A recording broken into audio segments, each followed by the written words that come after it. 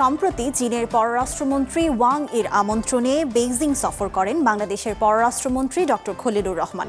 এ সময় বৈঠকে চীন ও বাংলাদেশের দ্বিপক্ষীয় সম্পর্ক জোরদার, উন্নয়ন সহযোগিতা সম্প্রসারণ, আঞ্চলিক ও আন্তর্জাতিক নানা ইস্যুসহ মোট 10টি গুরুত্বপূর্ণ বিষয় উঠে আসে। সেই সঙ্গে এক চীন নীতির প্রতি দৃঢ় সমর্থন পুনর্ব্যক্ত করেছে বাংলাদেশ। বিস্তারিত প্রতিবেদনে।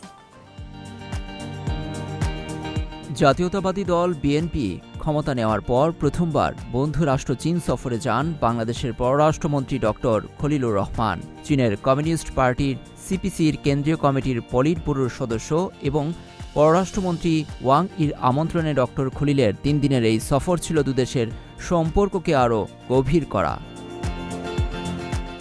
সফরে চীনা কমিউনিস্ট পার্টি সিপিসির কেন্দ্রীয় কমিটির পলিট ব্যুরোর স্থায়ী কমিটির সদস্য এবং চীনা গণরাজনৈতিক পরামর্শ সম্মেলনের জাতীয় কমিটির চেয়ারম্যান ওয়াং হুনিংয়ের সঙ্গে দুদেশের পারস্পরিক স্বার্থ সংশ্লিষ্ট বিষয়ে আলোচনা হয় বাংলাদেশের পররাষ্ট্রমন্ত্রী খলিলুর রহমানের। এরপর বৈঠক হয় চীনের পররাষ্ট্রমন্ত্রী ওয়াং ইর সঙ্গে। এ নিয়ে 7 মে ফেসবুক পেজে যৌথ সংবাদ বিজ্ঞপ্তি প্রকাশ করেছে বাংলাদেশের চীনের দূতাবাস। তাতে বলা হয়েছে, পররাষ্ট্রমন্ত্রী খলিলুর রহমান পুনর্ব্যক্ত করেন যে বাংলাদেশ দৃঢ়ভাবে এক চীন নীতি মেনে চলে এবং তাইওয়ানকে চীনের অবিচ্ছেদ্য অংশ হিসেবে দেখে।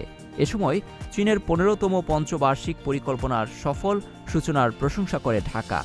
অন্যদিকে বাংলাদেশের নতুন সরকারের কার্যক্রম এগিয়ে নেওয়ার প্রচেষ্টাকে সমর্থনের কথা জানিয়েছে চীন।